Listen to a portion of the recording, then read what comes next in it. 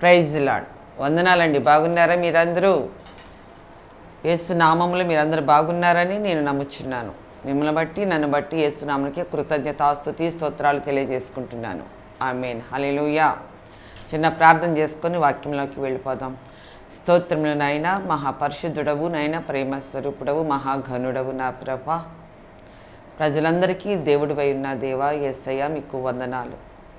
మీ నామము ఎల్లప్పుడూ పరలోకమందున్న దేవుడవు, ఎల్లప్పుడూ నీ నామము పరిశుద్ధపరచబడును గాక.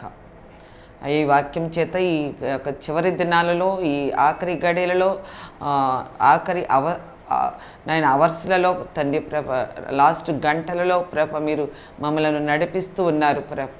ఇంకా ఈ చివరి గంటలలో నాయన మాలో ఇంకా ఏమన్నా తప్పిదములు ఉన్నాయేమో సరి చేసుకొని సిద్ధపడి ఉండటానికి రహస్య రాకడకు పరిశుద్ధాత్మ తండ్రి ఈ వాక్యం చేత మమ్మల్ని సరిచేసే మనసు మాకు దయచేయమని, ఈ వాక్యం చేత మమ్మలను నూతనపరచమని, శుద్ధీకరించమని, మా పాపములను ఒప్పుకుంటూ రాకడకు సిద్ధపాటు చేయమని నజరుడి యేసుక్రీస్తు నామంలో ప్రార్థించి వేడుకుంటున్నాను పరలోకమందున మా తండ్రి. ఆమేన్. Praise Lord. రహస్య రాకడకు ఆఖరి గంటలలో ఉన్నాం.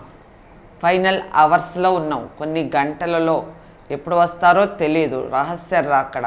నేను దొంగ వలె వస్తాను అని అన్నారు. అందుకు మనం సిద్ధపడాలి. సార్వత్రిక సంఘముతో పరిశుద్ధాత్మ దేవుడు మాట్లాడుతున్నాడు. నేను మిమ్మల్ని మీరు అనుకొనని గడియలలో దొంగ వలె వచ్చి నా సంఘమును, నా వస్తువును, నా సంపాదనను నేను ఎత్తుకొని వెళ్ళిపోతాను లోకములో నుండి. నా సంపాదనలో అనగా క్రీస్తు బండ మీద కట్టబడిన సంఘములో ఉన్నటువంటి వారిని అందరినీ ఆయన దొంగ వలె వచ్చి ఎత్తుకొని వెళ్ళిపోతారు. ఎవరికి తెలియదండి. ఏ గడియలలో కూడా వస్తారో కూడా మనకు తెలియదు. అందుకని పరిశుద్ధాత్మ దేవుడు మనతో మాట్లాడుతున్నాడు. నేను మీ తల వాకిటనే ఉన్నాను, మీ హృదయాలను సరిచేసుకోనండి, మీ మనస్సులను సరిచేసుకునండి, మీ ఉద్దేశాలను సరిచేసుకునండి. మీలో కలుపు మొక్కలు లాంటివి ప్రభు రహస్య రాకడలో నిన్ను నన్ను తీసుకొని వెళ్ళటానికి ఏమన్నా తీసుకెళ్ళనీయకుండా ఏమన్నా మనలో ఆటంకాలు ఉన్నాయేమో, తప్పిదములు, పాపములు, అవిధేయతలు ఉన్నాయేమో మనం ఎత్తుక్కోవాలి. మన హృదయంలో, మన అంతరంగంలో ఎత్తుక్కొని అవి యేసయ్య ఎదుట బయట పెట్టి ఒప్పేసుకోవాలి ప్రార్థనాపూర్వకంగా. ఆ విధంగా ఒప్పుకొని సిద్ధపడండి అని పరిశుద్ధాత్మ దేవుడు సంఘముతో మాట్లాడుతున్నాడు, మనతో మాట్లాడుతున్నాడు. ఈ సమయంలో మనము రహస్య రాకడకు ఆఖరి గడియలలో ఉన్నాము, ఆఖరి గంటలలో ఉన్నాము. ఈ సంవత్సరము ఏమైనా కావచ్చు. ఇదిగో ఈరోజు, రేపు, ఎల్లుండే అని మనం లెక్కలేసుకుంటే చాలా థిక్ డేస్లో ఉన్నాం మనం. రహస్య రాకడకు సూచనలు చాలా థిక్గా ఉన్నాయి, దగ్గరగా వచ్చేసినాయి, ఎప్పుడైనా రావచ్చు. ఆఖరి గడియలలో ఉన్నాము మనము. ఐసీలో ఉన్నటువంటి పేషెంట్ గురించి పెద్ద డాక్టర్లు వచ్చి చూసిన తర్వాత, అమ్మా ఈ పేషెంటు ఆఖరి గడియలలో ఉన్నాడమ్మా, ఇంకా తెల్లారైతే చెప్పలేము అని అంటారే. అలాగుంది ఇప్పుడు పరిస్థితి, లోకపు పరిస్థితి. ప్రభు మనకి ముందు నుంచి చెప్తూ ఉన్నారు, నేను దొంగ వలె వచ్చేస్తాను, నేను వచ్చే ముందు లోకంలో అనేకమైన పరిస్థితులు జరుగుతాయి అని ప్రభు మనకి ముందు నుంచి హెచ్చరిస్తూనే ఉన్నారు. కొత్త నిబంధన కార్యము నుంచి, మత్తయి రాసిన సువార్త నుంచి ప్రకటిస్తూనే ఉన్నారు యేసుక్రీస్తు ప్రభు, ఆది అపోస్తలులు. మరీ ఎక్కువగా యేసుక్రీస్తు ప్రభు వారు చెబుతూనే ఉన్నారు, పరలోక రాజ్యము వచ్చేసింది, సమీపించేసింది, ఇక మీరు మారు మనసు పొంది బాప్తిస్మం తీసుకొని సిద్ధపడి ఉండండి. మీ పాత జీవితాలను విడిచిపెట్టేసి నూతన ఉద్దేశము, నూతన స్వభావమును ధరించుకుని, అనగా క్రీస్తు స్వభావమును మనం ధరించుకొని మనము ఇక భూమి మీద జీవించాలి అని యేసుక్రీస్తు ప్రభువారు మత్తయి రాసిన సువార్త దగ్గర నుంచి ప్రకటన గ్రంథం వరకు నొక్కి ఒక్కానించి పరిశుద్ధాత్ముని యొక్క గొంతుకు పోయే వరకు సేవకుల నోటిలో ఉండి వాక్యము ద్వారా సంఘములతో పరిశుద్ధాత్మ దేవుడు మాట్లాడుతూ సిద్ధపరుస్తూ ఉన్నాడు. ఆమేన్. ఇక ఆఖరి గడియలలోనికి మనము ఆ క్రీస్తు బండ మీద కట్టబడిన వధువు సంఘము, పెండ్లి కుమార్తె సంఘము, పెండ్లి కుమారుడైన యేసుక్రీస్తు ప్రభువుని వెళ్ళి కలిసిపోయే సంఘము, ఆ మగ శిశువు ప్రకటన గ్రంథం 12వ అధ్యాయంలో ఆ స్త్రీ ధరించి కనినటువంటి ఆ మగ శిశువుకు సాదృశ్యముగా ఉన్నది క్రీస్తు బండ మీద కట్టబడిన సంఘం అనగా మనము క్రైస్తవ్య ప్రజలము. ఆమేన్. దేవుని యందు భయము భక్తి కలిగి విశ్వాసం కలిగి పరిశుద్ధంగా ఏ రోజుకు ఆ రోజు ప్రభు అంటున్నారు, ఏ రోజు కీడు ఆ రోజు చాలును అని అన్నారు. అంటే ఏంటి? ఏ రోజుకి ఆ రోజు మనము మన తప్పిదములు మన పాపములు ఏ రోజుకి ఆ రోజు మనం ఒప్పుకుంటూ పరిశుద్ధంగా ప్రభు వాక్యం చేత మన హృదయపూర్వకంగా ఒప్పుకొని మన హృదయాల్ని మన మనసుల్ని మన ఉద్దేశాలని సరి చేసుకొని పరిశుద్ధంగా యేసయ్య సన్నిధికి మనం అప్పగించుకోవాలి. ఆమేన్. హల్లెలూయా. అందుకు యోహాను రాసిన ప్రకటన గ్రంథం 7 సంఘాలతో పరిశుద్ధాత్మ దేవుడు మాట్లాడుతున్నాడు. ఆత్మ చెవి కలిగిన వాడు వినుగాక అని ఇక్కడ పరిశుద్ధాత్మ దేవుడు 2వ అధ్యాయంలో మాట్లాడుతున్నాడు. చెవి గలవాడు ఆత్మ సంఘములతో చెప్పుచున్న మాట వినుగాక అని పరిశుద్ధాత్మ దేవుడు నేను చెప్తున్నాను, చెవి యొగ్గండి, మనసు పెట్టండి, నిర్లక్ష్యం చేయవద్దు అని అర్థం. దానికి అశ్రద్ధ చేయవద్దు. నేను చెప్తున్న మాటలు అశ్రద్ధ చేసి పెడచెవని పెట్టి మీ ఇష్టం వచ్చినట్టుగా బ్రతకవద్దు. బ్రతికితే నా ఇష్టం లేకుండా మీ ఇష్టానుసారంగా జీవిస్తే పరలోకానికి మీరు రాలేరు. అపవిత్రత ఆటంకంగా ఉంటుంది, అనగా సైతాన్ ఆటంకం ఉంటాడు. అపవిత్రతకు ఎవరో అధిపతి సైతాన్ గాడు. ఆ అపవిత్రతమైన జీవితం మనలో ఉండకూడదు.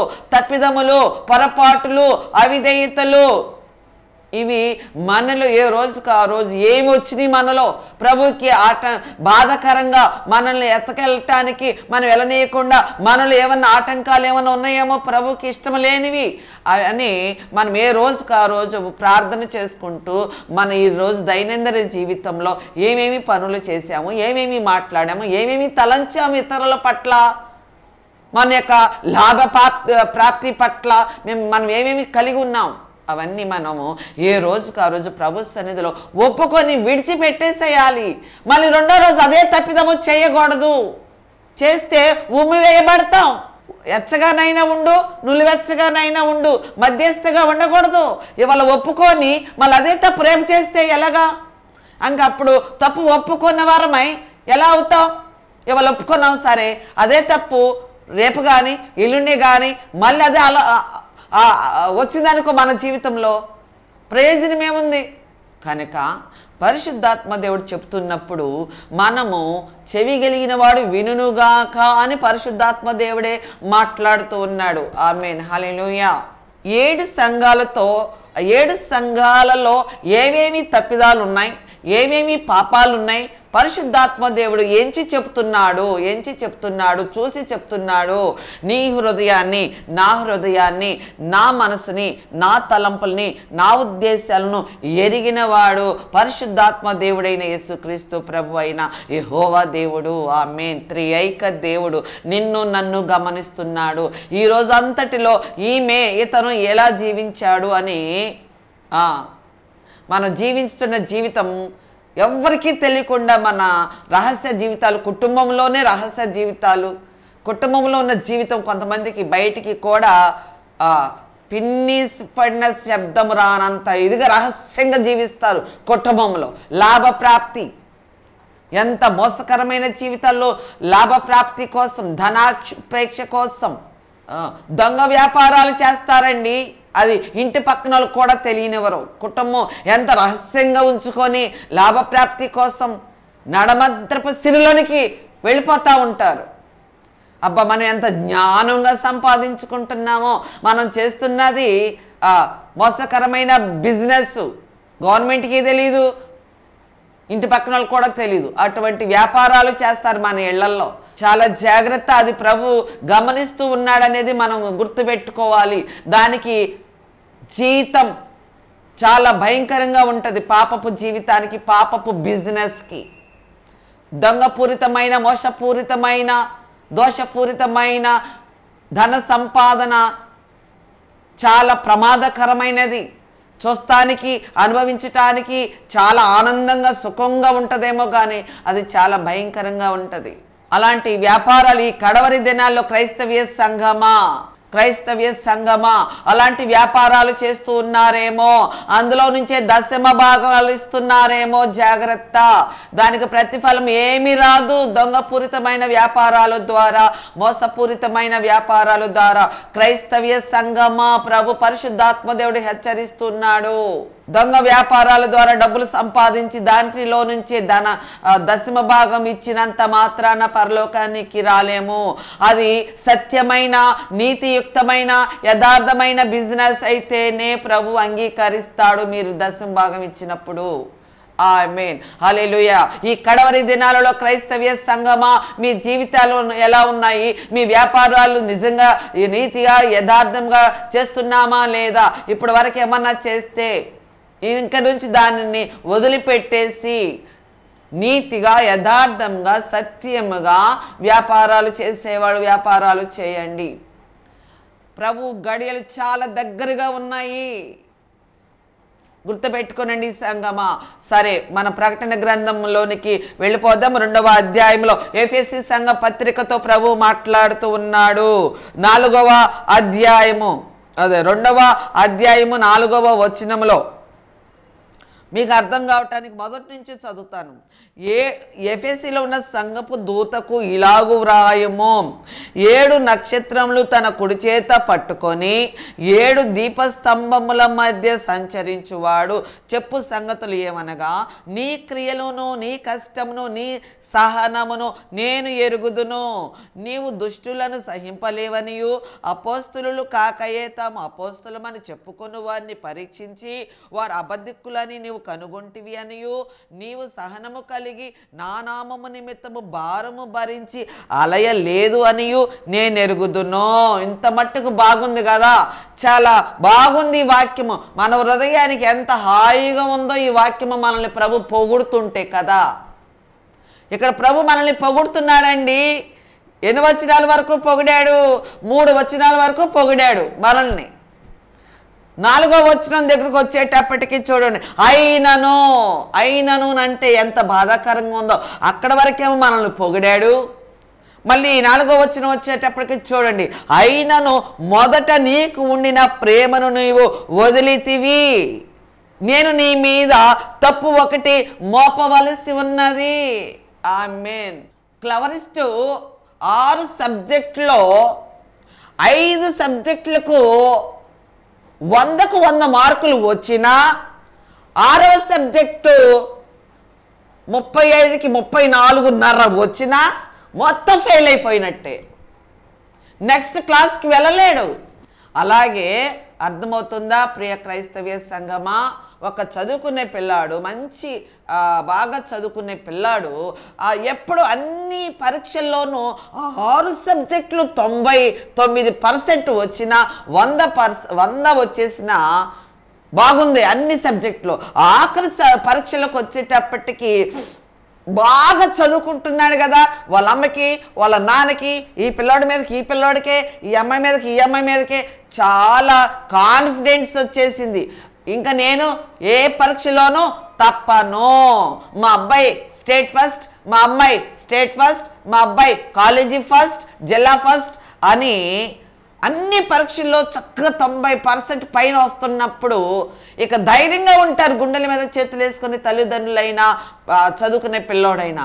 ఆఖరి పరీక్షలో ఆ పరీక్షలో పాస్ అయితేనే నెక్స్ట్ ప్రమోట్ అవుతాం నెక్స్ట్ ఇయర్కి. 6 సబ్జెక్టులో 5 సబ్జెక్టులు పాస్ అయిపోయి 90% పైన వచ్చేసినాయి. 6వ సబ్జెక్టులో పాస్ మార్క్ ఎంత? 35 అనుకోండి. మా వయసులో మేము చదువుకునేటప్పుడు నేను BA వరకు చదువుకున్నానండి. అప్పుడు BA పూర్తి అవ్వలేదులేండి, 35 కంటే 34, 35 వస్తే పొటాపొట్టిగా పాస్ మార్కు ఎలాగోలా ముక్కి పాస్ అయిపోతాం. 34.5 వచ్చినా తప్పినట్టే. మరి 5 సబ్జెక్టులు పాస్ అయ్యి 6వ సబ్జెక్టులో 34.5 వచ్చినా మొత్తం ఫెయిల్ అయినట్టే. నెక్స్ట్ ఇయర్కి ప్రమోట్ అవ్వలేడు. అలాగే బాగున్నవరని ప్రతి ఎగ్జామ్కి మన అమ్మాయిని పొగుడుతూ మంచి వాళ్ళు కోరుకున్న వస్తువులన్నీ కొనిస్తాం. బండి కొనిస్తాం, ఫోన్ కొనిస్తాం, మంచి వాచ్ కొనిస్తాం, ఉంగరాలు కొనిస్తాం, గోల్డ్ గాజులు కొనిస్తాం, చైన్ కొనిస్తాం, ఇష్టం వచ్చిన రకరకాల మోడల్ బట్టలు కొనిస్తాం కదా, మంచిదే. మరి ఆఖరి పరీక్షలకు వచ్చేటప్పటికి 6 సబ్జెక్టులకి 5 పాస్ అయితే నెక్స్ట్ ఇయర్కి 1 తప్పినా నెక్స్ట్ ఇయర్కి ప్రమోట్ అవ్వలేము. అప్పటి వరకు సంవత్సరం అంతా జరిగిన ఎగ్జామ్స్లన్నిటిని బట్టి ఆఖరి పరీక్షలకు వచ్చేటప్పటికి అలాగయ్యేటప్పటికి మమ్మీ డాడీ పిల్లోడు ఇంట్లో తెల్లపాది అప్సెట్ అయిపోతారు. ఇది ఎలా సాధ్యం, ఇది ఎలా తప్పాను అమ్మా, నేను అన్నీ బాగానే రాశానమ్మా అని వాళ్ళు కూడా స్టైన్ అయిపోయి అసలు ఎందుకు తప్పారో కూడా వాళ్ళకే తెలియదు. మనకి కూడా అంతే. ప్రైజ్ ది లార్డ్, హల్లెలూయా. అది బాహ్యంగా మనం జరుగుతున్నటువంటి సిచ్యుయేషన్లో. ఇప్పుడు ఇక్కడ ప్రభు అంటున్నారు, భూమి మీద జీవించినంత కాలం భక్తి చేస్తున్నాం, ఇదిగో 1, 2, 3 వచనాలన్నీ కూడా బాగా పాస్ అయ్యామంట, అన్నిట్లోనూ పాస్ అయ్యామంట.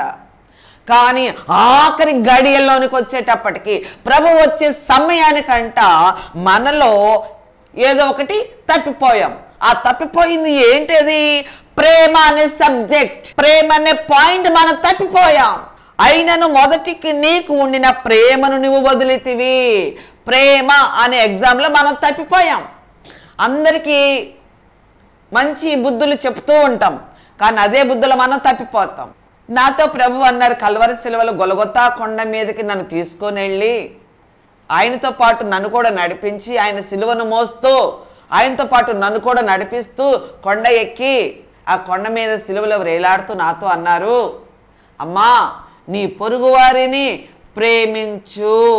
అమ్మా నువ్వు నీ దేవుడినని, నీ రక్షకుడినని, నేనే దేవుడినని, నేను దేవుని తండ్రి చేత పంపించబడిన దైవ కుమారుణ్ణని, నేనే నజరేయుడు యేసుక్రీస్తు ప్రభునని, పాత నిబంధన గ్రంథంలో నేనే యెహోవాను అని, ఇప్పుడు మీ మధ్యలో నివసిస్తున్న పరిశుద్ధాత్మ దేవుణ్ణి నేనే అని నువ్వు ఎరిగి ఉన్నావు. మంచిది.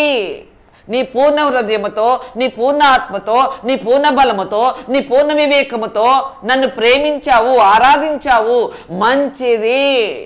రెండవ ఆజ్ఞ కల్వరి సిలువలో ఉండి వేలాడుతూ నాతో మాట్లాడినటువంటి మాట, నీ పొరుగు వారిని నీవు ప్రేమించు అని నాతో మాట్లాడారు. యేసు నామమునకు మహిమ కలుగును గాక. ఇదిగో ఈ ఎఫెసీ సంఘముతో కూడా పరిశుద్ధాత్మ దేవుడు మాట్లాడుతున్నాడు. అన్నీ బాగున్నాయి నీలో, అయితే ఒక్కటే తక్కువగా ఉంది. ఏంటిదది? నీలో ప్రేమ లేదు నీ పొరుగువారి పట్ల. నీ పొరుగువారి పట్ల నీకేముంది? అసూయ ఉంది, ఈర్ష్య ఉంది, ద్వేషం ఉంది, పగ ఉంది, కసి ఉంది. ఏమి లేదంట? ప్రేమ లేదంట.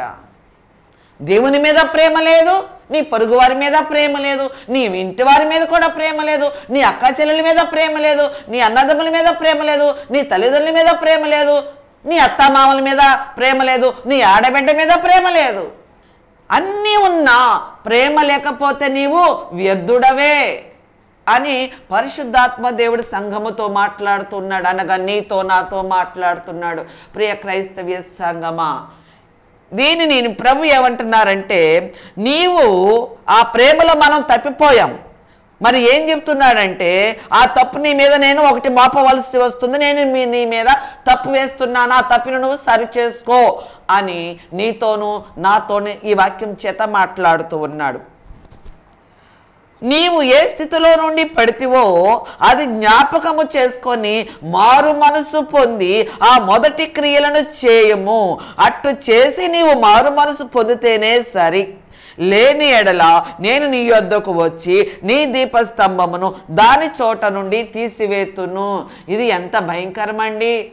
ఇదే మాట మనము కొంతమంది జీవితాలను చూసి బాధ వేసి చెబుతూ ఉన్నప్పుడు కొంతమంది పరిశుద్ధాత్మతో నింపబడిన వారు పరిశుద్ధాత్మ చేత అనుభవాలతో నడుస్తున్నటువంటి జ్ఞానవంతుడు ఆ మాట అంగీకరిస్తాడండి. అందుకని అంటున్నారు పరిశుద్ధాత్మ దేవుడు, చెవి కలిగిన వాడు ఆత్మ చెబుతున్న మాటలు వినుగాక. క్రైస్తవ్య సంగమా, గ్రహించండి, వినండి, మాటను ఇష్టపడండి, లక్ష్య పెట్టండి. పరిశుద్ధాత్మ దేవుడు చెప్తున్నప్పుడు, హెచ్చరిస్తున్నప్పుడు లోబడండి. అప్పుడు పరలోకానికి మీరు రాగలుగుతారు. ఆమేన్, హల్లెలూయా. లేకపోతే చూడండి ఎంత ఉగ్రత ఇక్కడ. నా మాట నువ్వు విననప్పుడు దీపస్తంభం మీద ఉన్న నీ చోట నుండి నిన్ను తీసివేస్తాను అంటున్నాడు. అమ్మో, ఇది ఎంత భయంకరమండి, ఎంత భయంకరమండి. క్యాన్సర్ కీమో ఇచ్చేటప్పుడు నొప్పి కంటే భయంకరమండి. సరే, రెండో సంఘముతో, స్మరణ సంఘముతో చెప్తూ ఉన్నాడు, నీవు పొందబోవు శ్రమలకు భయపడకము. పరిశుద్ధాత్మ దేవుడు చెప్పినట్లుగా మనం నివసిస్తూ ఉన్నప్పుడు కొన్ని శ్రమలు వస్తాయి, కొన్ని శోధనలు వస్తాయి, కానీ భయపడవద్దు. నిబ్రమ కలిగి ధైర్యంగా ఉండి ఆ శ్రమలలో, ఆ శోధనలో జీవిస్తూ ముందుకు నడువు. అవి నీ మీద ఏమీ చేయజాలవు అని చెప్తూ, ఇదిగో నీవు పొందబోవు శ్రమలకు భయపడకము. ఇదిగో మీరు శోధింపబడినట్లు అపవాది మీలో కొందరిని చెరలో వేయింపబోవచ్చు ఉన్నాడు. 10 దినములు శ్రమలు కలుగును, మరణము వరకు నమ్మకముగా ఉండుము, నేను నీకు జీవ కిరీటం ఇచ్చేదను. సంగములతో ఆత్మ చెప్పుచున్న మాట వినుగాక. జయించువాడు రెండవ మరణము వలన ఏ హాని చెందడు. ఆమేన్. ఇది ఈ మాట స్మరణ సంఘముతో చెప్తూ ఉన్నాడు. స్మరణ సంఘముతో చెప్తూ ఉన్నాడంటే మీతోనూ నాతోనూ చెప్తూ ఉన్నాడు అని అర్థం. ఆమేన్, హల్లెలూయా. మళ్ళీ మూడవ సంఘం పెర్గెము సంఘముతో ఏం చెప్తూ ఉన్నాడంటే అక్కడ కూడా కొన్ని మార్కులు వేశాడు మనకి. ఒక మార్కులు ఇక్కడ కూడా మనం తప్పిపోయాం చూడండి. అయినను నేను నీ మీద కొన్ని తప్పిదములు మోపవలసి ఉన్నది. ఇదిగో పెర్గెము సంఘముతో కూడా కొన్ని తప్పులు వేసేస్తాడు. కొన్ని సబ్జెక్టులు మనం తప్పిపోయామంటే ఇక్కడ కూడా ఏం సబ్జెక్టులు తప్పిపోయాము చూద్దాం. ఏ విషయంలో మనము చేజారిపోయామో, క్రీస్తు నుంచి ఏ విషయంలో మనం దూరం అయిపోయామో చూద్దాం. అయినను నేను నీ మీద కొన్ని తప్పిదములు మోపవలసి ఉన్నది. ఏం తప్పులో చూద్దాం. అవేవనగా విగ్రహములకు బలి ఇచ్చిన వాటిని తింటున్నారట, జారత్వము చేయిస్తున్నారంట. ఒక భార్య ఉండంగానే మరొక స్త్రీతో ఎక్కడ అవకాశం దొరికితే అక్కడ కొంతమంది అండి, అందరి గురించి కాదు, ఇక్కడ జారత్వము చేయునట్లు. జారత్వం అంటే ఏంటండి? ఇంట్లో సొంత కట్టుకున్న భార్య, పెండ్లి భార్య ఉండంగా బయట వాళ్ళని కామపు చూపుతో చూసేవాళ్ళని జారత్వము చేయవారు అని అంటారు. అంటే శరీరముతో చేయటమే కానివ్వండి, వేరే స్త్రీని, పరస్త్రీని కామముతో చూడటం కూడా జారత్వమే. చాలా జాగ్రత్తగా ఉండాలి ప్రియ క్రైస్తవ్య సంఘమా. ఇశ్రాయేలులకు ఇది ఉరి ఒడ్డుమని బాలాకునకు నేర్పిన బిలాము బోధను అనుసరించు వారు నీలో ఉన్నారు. వాళ్ళు చేయట్లేదా, వీళ్ళు చేయట్లేదా అని బిలాము బోధ అంట. బాలాకునకు నేర్పిన బిలాము బోధ మీ సంఘాలలో ఉన్నాయేమో, బిలాము బోధ మీ సంఘాలలో జరుగుతున్నాయేమో. మీరు వెళ్ళే చోట్ల ఇలాంటివి మీకు కనపడితే అక్కడ నుంచి తప్పిపోయి మరొక సంఘానికి వెళ్ళి అక్కడ వాక్యం చేత స్థిరపరచబడండి. మీ ఆధ్యాత్మిక జీవితము బాగుంటుంది. ఇక్కడ అంటున్నారు ఏ సంఘంలో ఉన్నాయంట? పెర్గెము అనే సంఘంలో ఉన్నాయంట. మన సంఘంలో కూడా ఉన్నాయేమోనని మనం చూసుకోవాలి. ఆరాధనకు బలి ఇచ్చిన ఆటల్ని తినటం అంట, జారత్వము చేసే విధానం ఉందంట సంఘంలో. ఇశ్రాయేలులకు ఉరి ఒడ్డమని బాలాకునకు నేర్పిన బిలాము బోధ మనలో ఉన్నారేమో, మన సంఘంలో ఉన్నారేమో, మన సంఘ బోధకులలో ఉన్నారేమో, మన విశ్వాసంలో ఉన్నారేమో. జాగ్రత్త, అటువంటి బోధకు మీరు దూరంగా ఉండండి. ఆ విగ్రహారాధనకి ఇచ్చిన ఆహారాన్ని తినేయచ్చు అని చెప్తున్నారేమో బోధనలో. జాగ్రత్త క్రైస్తవ సంఘమా, అటువంటి బోధకుల దగ్గరికి వెళ్ళకండి. ఇక్కడ పరిశుద్ధాత్మ దేవుడు చెప్తూ ఉన్నాడు, నేను కాదండి. నేను పరిశుద్ధాత్మ దేవుడి యొక్క మాటకి నేను ఒబే అవుతున్నాను, నేను అంగీకరిస్తున్నాను. మీరు కూడా అటువంటి బోధకుల దగ్గరికి వెళ్లకుండా మంచి బోధ, సువార్త బోధ, పరలోకానికి తీసుకుని వెళ్ళే బోధకుల దగ్గరికి, చర్చలకి వెళ్ళి అక్కడ బలపడనండి. ఇక్కడ పరిశుద్ధాత్మ దేవుడు మాట్లాడుతున్నాడు. పరిశుద్ధాత్మ దేవుడితో కలిసి నేను కూడా మాట్లాడుతూ ఉన్నాను. నాకు ఇలాంటి బోధ నాకు నచ్చదండి. అటువంటి వాళ్ళకి నేను చాలా చాలా దూరంగా ఉంటా. అటువలే నికోలాయితుల బోధన అనుసరించు వారును నీలో ఉన్నారు. కావున మారు మనసు పొందుమో, లేని ఎడల నేను నీ యొద్దకు త్వరగా వచ్చి నా నోటి నుండి వచ్చు ఖడ్గము చేత వీరితో యుద్ధము చేసేదను. జాగ్రత్త క్రైస్తవ్య సంఘమా, మీరు వెళ్ళే బోధక చర్చలకి అక్కడ ఉన్నటువంటి వాక్యం ఎలాగుంటుందో సరి చూసుకోండి. వాక్యము చేత సరి చూసుకోండి మీరు. అలాగే తుయతైర సంఘముతో మాట్లాడుతూ ఉన్నాడు. ఇక్కడ కూడా కొన్ని మార్కులు వేశాడు తుయతైర సంఘానికి. అక్కడ కూడా మాట్లాడుతూ ఉన్నాడు.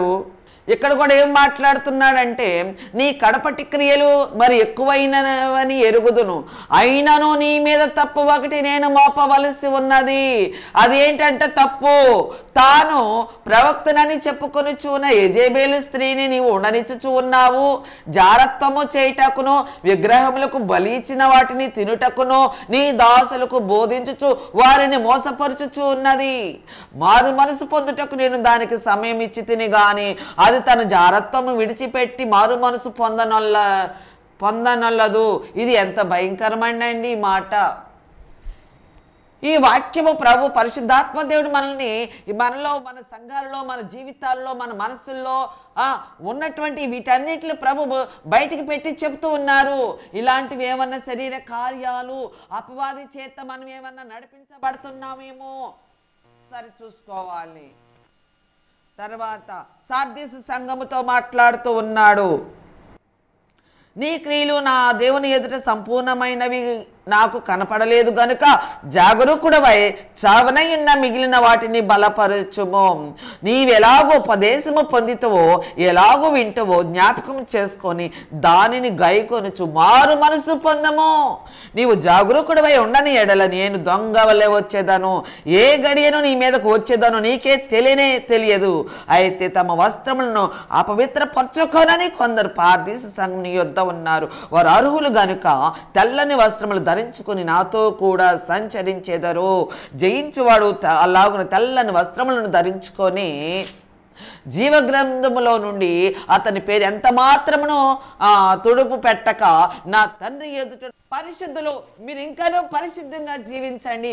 అపవిత్రత కలిగినటువంటి వారులారా, క్రైస్తవ సంఘములో ఉన్నటువంటి వారులారా, వాక్యాన్ని అశ్రద్ధ చేసి అపవిత్రంగా జీవిస్తున్నటువంటి వారా, పరిశుద్ధులను చూసి, ఈ వాక్యమును చూసి, ఈ ప్రకటన గ్రంథంలో ఉన్నటువంటి సంఘాలతో పరిశుద్ధాత్మదేవుడు మాట్లాడుతున్నటువంటి ఈ మాటలు, ఈ హెచ్చరికలను చూసి వాక్యాన్ని అలక్ష్య పెట్టినటువంటి అపవిత్రులారా, దేవుని భయం లేని వారులారా, ఇక నుంచి అయినా భయపడి మీలో ఉన్న అపవిత్రతను తొలగించుకోండి. ప్రభు సన్నిధిలో ఒప్పుకొని ప్రభు మన జీవితాలను ఈ వాక్యం చేత సరిచేసి యేసయ్య రాకడకు సిద్ధపరచునుగాక. పరిశుద్ధాత్మ దేవుడికి మహిమ కలుగునుగాక. ఆమేన్. Praise the Lord. స్తోత్రములు తండ్రి ప్రభ, మీరు సంఘములతో 7 సంఘాలతో మీరు మాట్లాడినటువంటి మాటలు పరిశుద్ధాత్మ తండ్రి, హెచ్చరికలు, ఈ కడవరి దినాలు, యాకడ గడియలలో ప్రభ మీరు మమ్మల్ని ఎలా సరి చేసుకోమని చెప్పారో ఆ విధంగా మేము సరి చేసుకొని మీ రహస్య రాకడ సిద్ధపాటు చేయమని నజరేయుడైన యేసుక్రీస్తు నామములో అడిగి ప్రార్థించి వేడుకుంటున్నాను పరలోకమందున్న మా తండ్రి. ఆమేన్. Praise the lord.